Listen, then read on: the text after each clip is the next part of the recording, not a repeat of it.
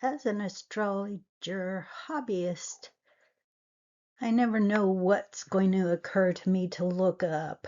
Um, this is, I, I just was doing Robin Williams' chart yesterday, and I thought, well, I wonder what it was like the day that he passed away, what kind of aspects he had on that day. And I used to belong to a group on Facebook that did all these calculations by degrees and real detailed fixed stars and so forth. But I was kind of bogged down in all that, and because I could see by the bigger planets what was happening to the person's mind and so forth that could have possibly, I mean, his was a suicide, assumedly.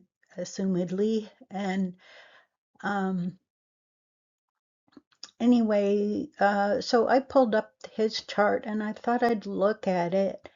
And, I always looked at Chiron for when it's where someone cannot heal themselves. And his Chiron was transiting his north node of destiny. And let's see if I can get a little thing to point that out.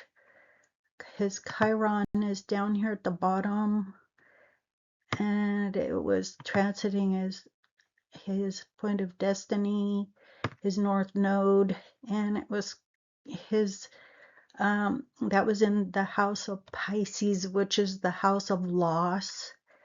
And that's just one of the things that I look at. And then his moon, the moon was transiting, and Neptune transiting that house also. And Neptune is the ruler of Pisces, and it rules your imagination, and it rules your imaginative world. And with all that energy down there conjunct his, affecting his north node, which his point of destiny, that's the house of loss. And because it's Pisces rules the house of loss. And then you see, I wanted to see what was going on with his sun, which is your vital, how you show up, your vital energy. So at the top of his chart, his sun was conjunct on the day that he passed, was conjunct his midheaven, and Mercury, also Mercury is your mind. It rules your mind. So and it was conjunct Lilith, and Lilith is this dark, it's kind of this dark vortex of sexual energy. It's maybe secrets that you have regarding sexuality or whatever. But those planets were affecting his outer life and his inner life both, because Pluto is at the top of his chart here, and Mercury also conjunct his midheaven. So it was weird. It was a kind of a weird way that he was found. And I don't know if it was connected to sexual stuff. It just looks awfully strange how that was. But having his mind and his sun, Mercury rules the mind, and then the sun rules the vital energy, and then it's a dark thinking planet. It's not a planet, it's a Lilith is it's calculated by well, it's these calculations that I don't really understand. But anyway, that made me think his mind was very, went to a dark place, and he didn't see himself maybe as vital as he wanted to. And then the transiting north node was just close to entering or it was in his 12th house. Now that's over here on the left, transiting north node. So it was in the house of loss, that Pisces house. There's a lot of energy toward the unconscious motivations and confusion and maybe imaginative thinking, and having also Mars there.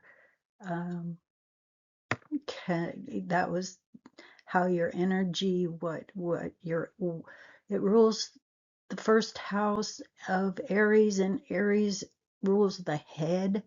So his head was being affected by confusing energy, and that goes along with down here the North Node and Chiron down at the bottom there. And then Saturn was in his first house, and that can create really restricted feeling of happiness. I mean, it makes you slow down and really focus on things and be methodical about your thinking and where it is placed. And looks like it's conjunct his ascendant, or affecting his first house anyway, the house of the head, and that could have created a feeling of depression, because it is a depressive energy. Saturn can bring a depressive energy. It can bring just more focus, but he had all this. He had all this water energy.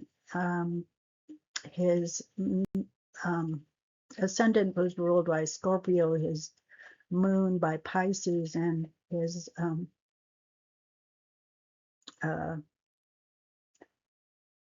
see, yeah, Uranus and his Mars and his Sun were all in Cancer, so that's a lot of water energy. And so having this confusing water imaginative energy being affected and restricted, he probably felt really depressed. And the thing is that the other thing I always look at is Uranus, and that's over here on the left, I'm on the right, and it's in Aries, and that's the head. And so he probably, and it was conjunct Jupiter, so expanded energy of Uranus. And Uranus is this explosive, crazy energy. It's out of control, rebellious energy, or just unusual, unexpected, odd, weird. I mean, he could have had all these things going on in his head because of that, and it was expanded by it being conjunct Jupiter in his natal chart. And then his south node, which is nearly next to that. So it was just entering his house of health.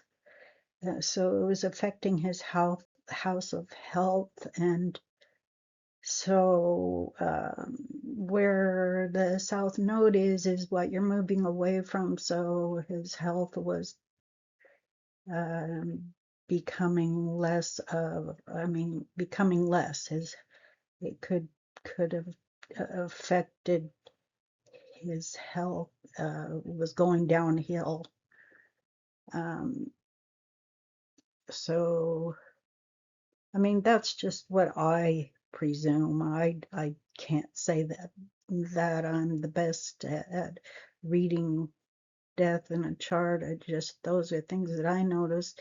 Now, the house that rules death, I mean, the planet that rules death is Pluto, and it's down there in left lower side in Capricorn, and that again is ruled. The ruler of Saturn it rules that, so it ties in his first house with his um, Capricorn rules the career, so maybe he had dark thoughts about his career, or feeling like his career was dead. Pluto's the planet that rules death and your secrets. Maybe he felt some loss of feeling that his career was dead or something.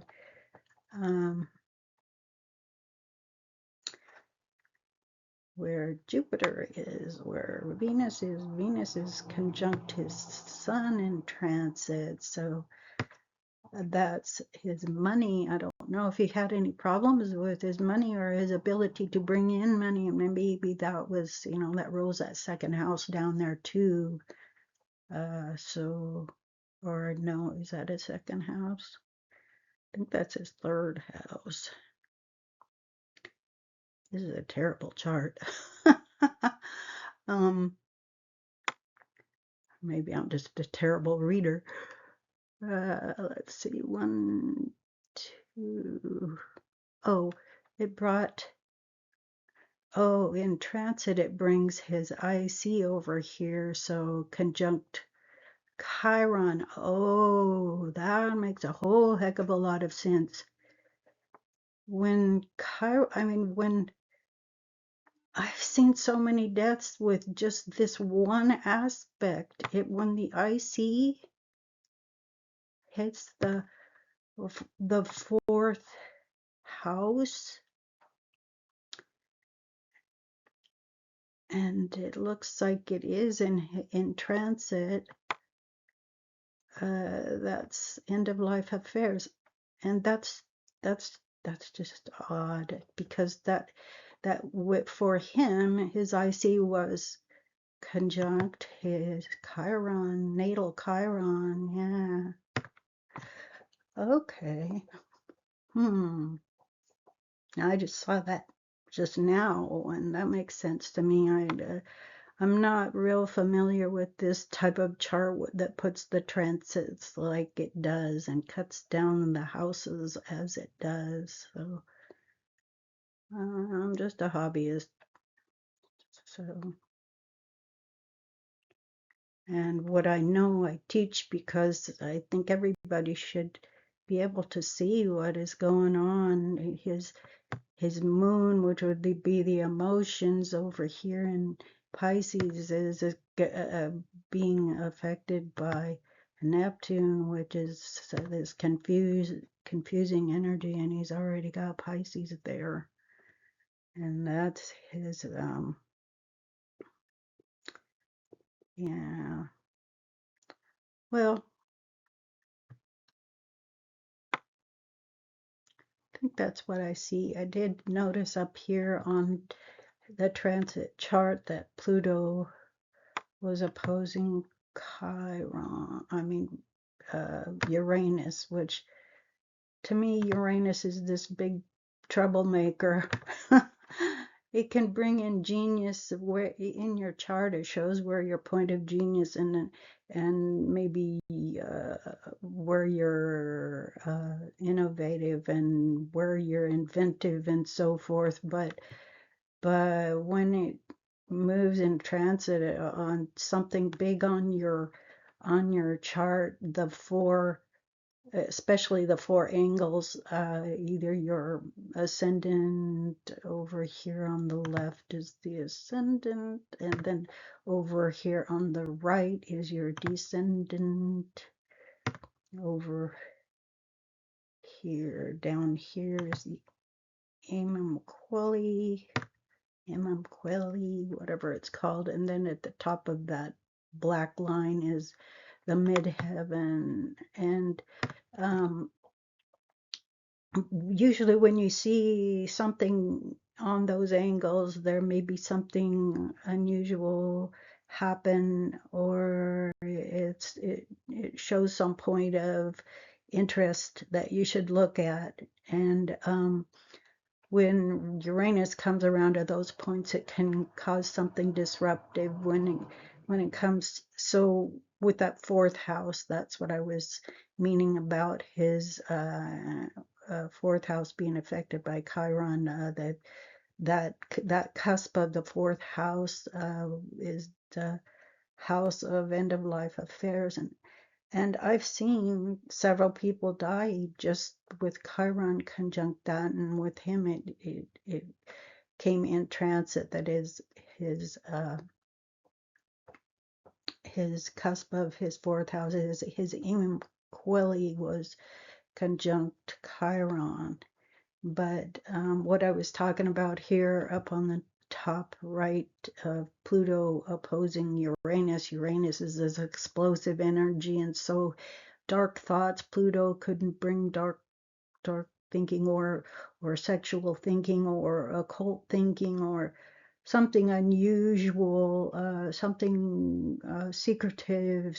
He might have gotten really into this dark thinking, secretive dark thinking, and squaring Jupiter, that's your planet of abundance, and so he may have felt like he was some kind of difficulty in his feeling of happiness and joy, because Jupiter brings joy and happiness and abundance, and so there's jubilant energy, and it's also formal religion or your philosophy and so forth. And with it squaring Pluto, it could be just his thoughts on his life. Could, a tense aspect having a square, and then it was opposing Mars, which is the head. Pluto opposing Mars right here. So Pluto opposed Mars. And I didn't point out the Pluto square Jupiter, but Pluto opposing Mars, the head is ruled by Mars, and so, his head, he had these dark thoughts in his head probably. And now trining Venus, that uh,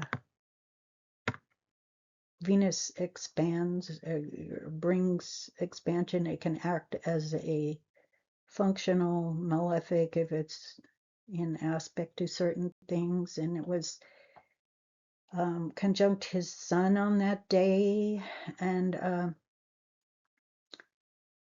his focus must have been on his luck. He must have felt really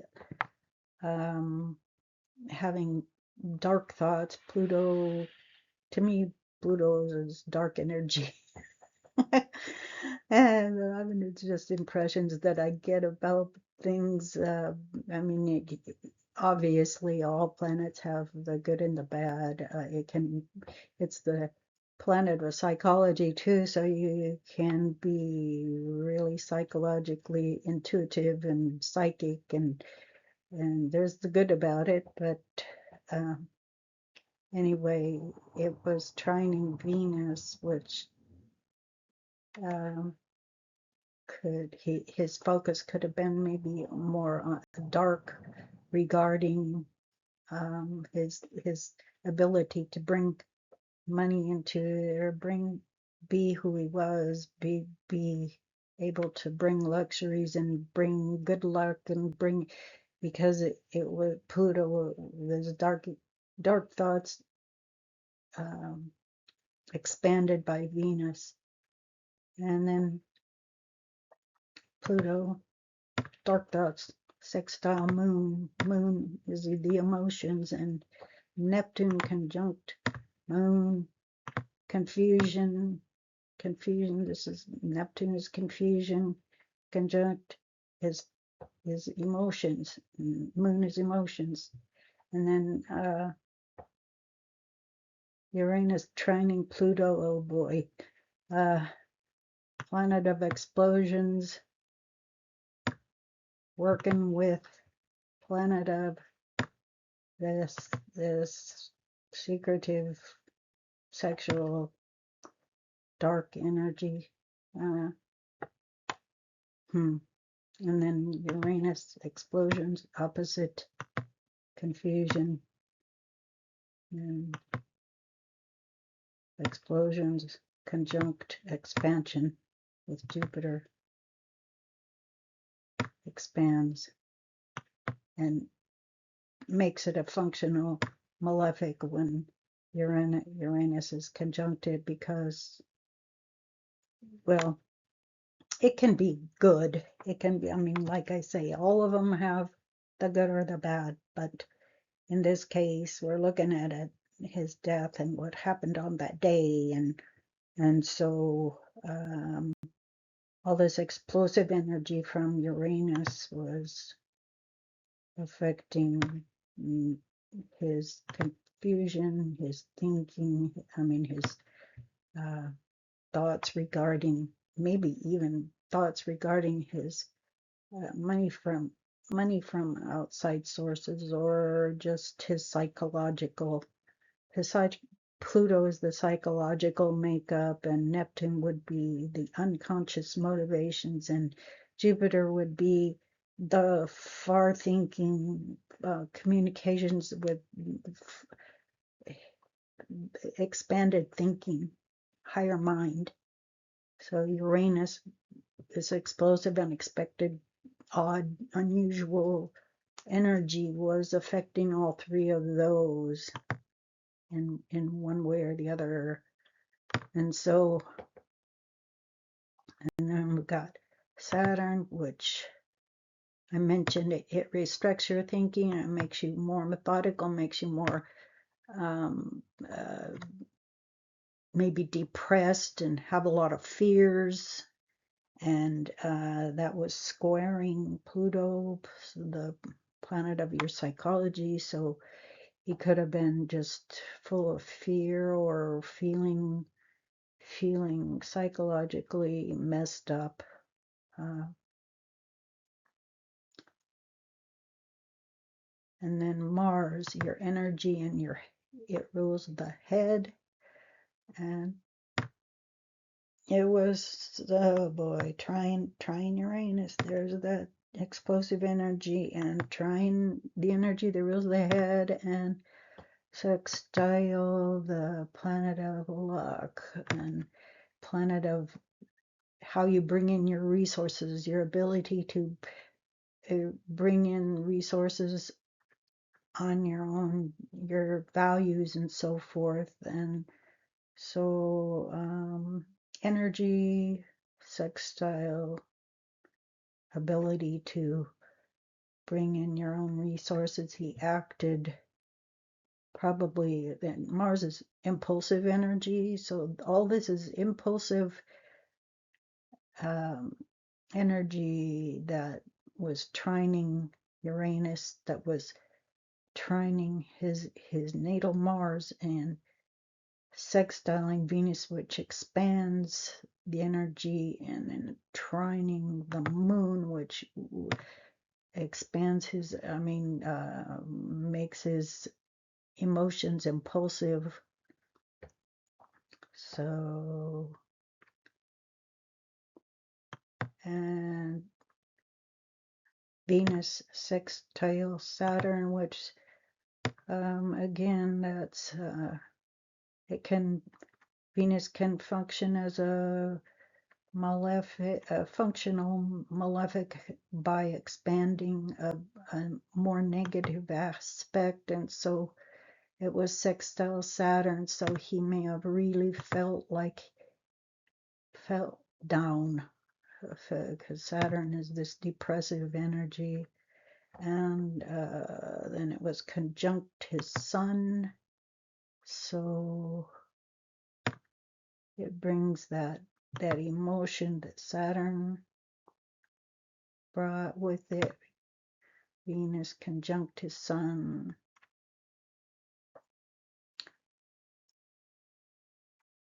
I'm looking at it wrong, aren't I? Where the heck is Venus? Oh, yeah, right. It was in the house of death. Venus conjunct Sun in the house of death. So, or no, in the house of, what the heck?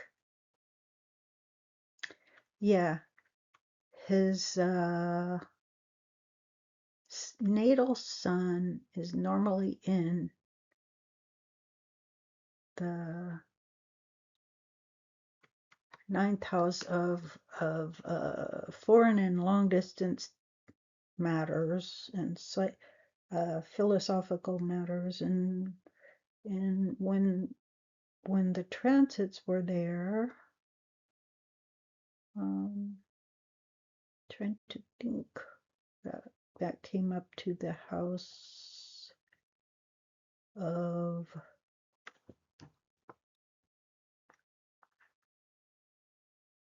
the 11th house of Aquarius, which is ruled by Uranus, so that explosive energy. That's interesting. See, I don't know how to read these transit charts, I guess. But it looks like maybe if it was in the house of Uranus, there's no question it was Uranus that screwed him up, which that planet and Chiron, those two, I always see these strange things happening around them. Then back down here to Mercury. Mercury is your mind, rules your mind, conjunct Mercury. So he had a lot going on in his mind there. Didn't feel like didn't feel happy, didn't feel, and then his sun conjunct Pluto, and that's the psychological aspect. He was psychologically really focused on some dark thinking, maybe with Pluto. And then the sun sextile Mercury, Neptune, which is this planet of confusion. So, obviously he had a lot going on in his mind. And dark thinking, dark secrets. It makes me wonder, it just makes me wonder if it was all his choice or something may have affected his health was bad, but I don't see that in his chart. His chart has Aries and Taurus ruling his house of health, which is the 6th house over here. This is the 6th house of health. And of course, with the South Node coming in there, that could, take away health, make his health worse, or just not a focus on health anymore. Or for a while, or while it transits, but actually it goes backwards, so it was actually it was going into his house of his head, which would have been coming into effect to Uranus. And I'm just thinking this all out as I'm going, so that's how I look at stuff, and I like to puzzle over charts. And you know, you may not take anything at all from this. This is just my thinking, my way of looking at it, and maybe someone can come up with something more exciting or uh, more insightful than I do. But I just wanted to look at it, and so since I was doing it, I thought I'd just talk it all out. Is midheaven over here? Is midheaven in transit? Comes over here to his house of the eighth house of death. There is sex and rebirth and transformations. Transformations, they're often seen also. I mean, you know, Pluto is and Scorpio rule transformations, so transform from the physical to the unseen world. And it's conjunct all this dark Lilith in his natal chart, and conjunct his vertex, which is how the public sees him, and I mean how other people see the type of people that he draws to him. But so his MC, his how the public perceives him, looks like it was uh, conjunct with that house of death. So the public saw him as passing away. Um, and, and like I said, I'm not real familiar with these transit charts, how they have it lined up. I'm not used to reading the change of houses around here, going around the edges. It changes the houses that are lined up. And so with his MC, which is this right here, is normally up at the top, which is this right here, the top of that black line in his natal chart. And so that's all affected by the house of death, because this is the eighth house right here. And so that's the house of death. And so this is public perception right here. Public sees him as dying.